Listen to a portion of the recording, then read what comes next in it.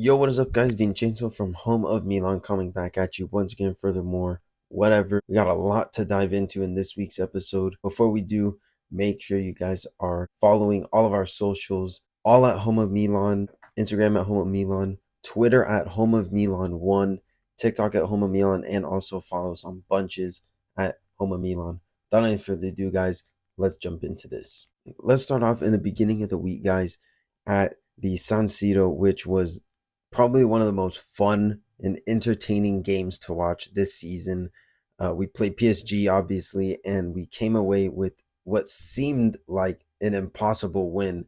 And we actually get our first win and also our first two goals in this season's Champions League. So yeah, what a turn of events after coming off of a bunch of poor performances, and now what seemed like we were at the top of the mountain at the beginning of the week. Obviously, we saw the great choreography from the Curva Sur, and obviously, with all the Donnarumma prop money that was there, it was just a great atmosphere, and it was the icing on the cake for a perfect night.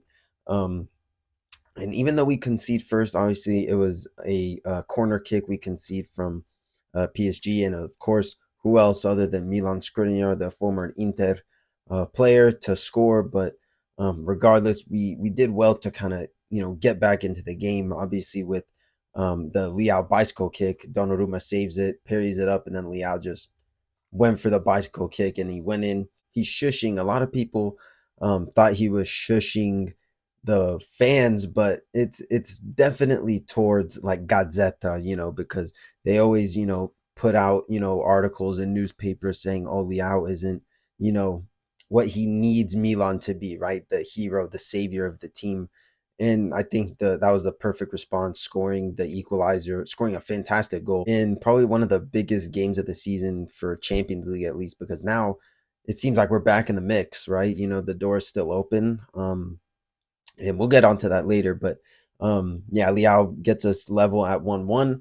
And obviously, that's the halftime. So we kind of got to reevaluate what we're trying to do, what the plan is, right? What the plan is to kind of take the game into our hands. So at the 50th minute, Giroud scores a towering header, which was a great cross from Teo.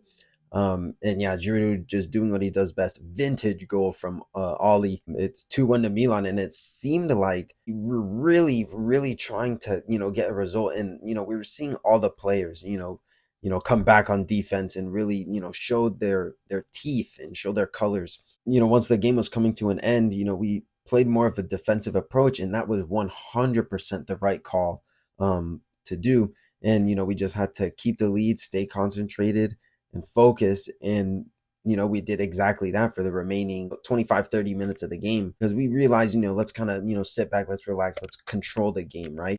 And now, the group is wide open now. The gap between last place and first place is only 3 points now. So it's really it's open for any of the teams. But this is why this is the group of death. Let's go to tops and flops.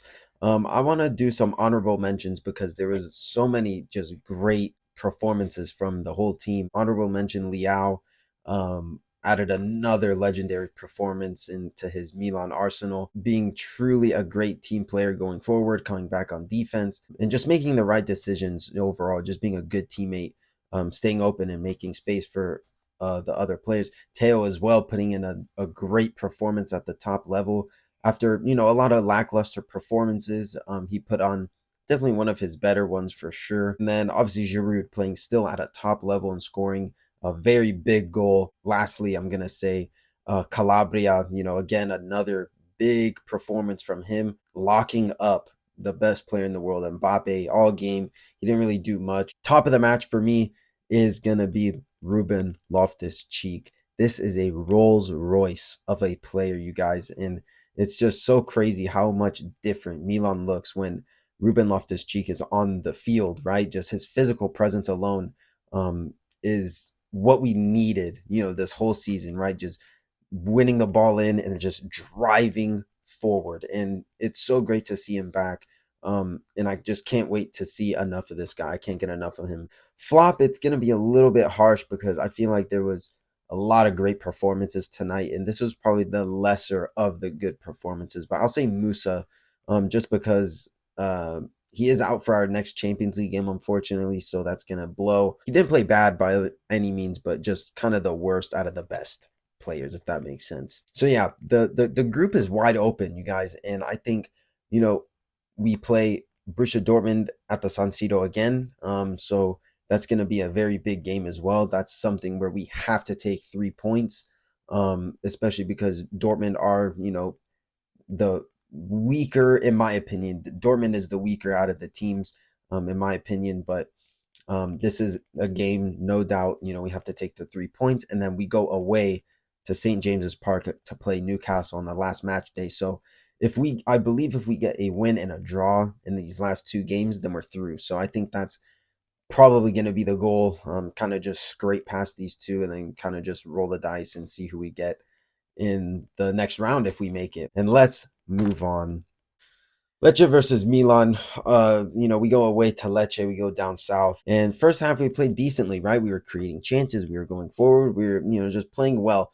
Unfortunately, Liao did come off with an injury. He either pulled a muscle or hamstring or something like that. And again, seeing these players constantly get injured on a week by week basis. We've seen it with Pulisic, we've seen it with Loftus-Cheek, we've seen it with now Liao, and it's getting frustrating. Obviously, Chukwueze. Regardless, Okafor comes in and did well to replace him. I feel like Okafor did very well, which he created the first goal. He got the hockey assist, a nice little 1-2 between him and Teo. And obviously, Teo crosses it, and Giroud, puts it away. And it seemed like we were starting to get the ball rolling, right? We were creating chances and we were doing well. And then shortly after, Reinders gets his first goal for Milan, which is a great sign. I feel like that was a chip on his shoulder mainly for this whole season. And he finally gets his reward. Could have gotten a second goal, to be honest, but he hits the post, which could have maybe put this game to bed way earlier than it should have been. But regardless, second half, right? We're up 2-0. And Milan subs out Calabria because I think he as well said that he felt a little discomfort, so that's very concerning because that's our starting right back. And he's been playing a lot of great games this season. So Pioli puts in Musa. He puts in a midfielder in the right back position where he's not familiar with that position at all. And I think it was just too much to handle for Musa. And clearly because he was making a lot of mistakes. 20 minutes into the second half, Sansone gets a goal at the back post. He's wide open, right? He's just open and free. And our set piece defending is absolutely horrendous. I feel like just every time there's a set piece, we concede. Obviously, against PSG in the Champions League, both legs, right? At the home and away leg, we concede due to a corner. It just seems like every time there's a set piece, we concede goals. And it's so frustrating because it's the silly goals where it's like, as long as you just stay with your man, this goal is preventable. So I just don't understand why there's poor marking and just poor defending. And look, I think you can put the blame, yeah, sure, on the players, but it's how the coach prepares the team. It's a funny stat. This was Sansone's fourth goal against Milan on his fourth team. He had a goal against Milan with Parma, a goal with Milan with Sassuolo, against Milan with Bologna, and now with Lecce. So this guy, we can't get away from this guy. He's just always scoring on us. Second goal for Lecce comes from Banda, who's very composed, and he's left wide open because it was, I think, Krunic who gives the ball away, and then Teo gets knocked down. So then that leaves that little space open. And then, he's just running into the back post and then gets the ball, cuts in, and shoots and scores. Teo went down instead of getting up, and instead of running all the way back, he just stays on the ground. And if anything, someone needs to fill in that space to cover Banda. This team completely fumbles and folds under pressure. Lecce scored 2 goals in 4 minutes against us. In my opinion, Milan should have lost this game because Piccoli captures Magnon not paying attention at all, and he scores a great goal because it's a little bit past the halfway line, but we're bailed out from VAR. I feel like this is the first time VAR has helped Milan because, in my opinion, that foul was so light. Piccoli steps on Chow's foot. I get it, sure. But it's just one of those things that it just looks so light. And in my opinion, I don't think it's a foul because also Chia, he gets right back up immediately. We're so lucky to come away with 1 point. I think Milan should have lost. This game felt like a loss, in my opinion.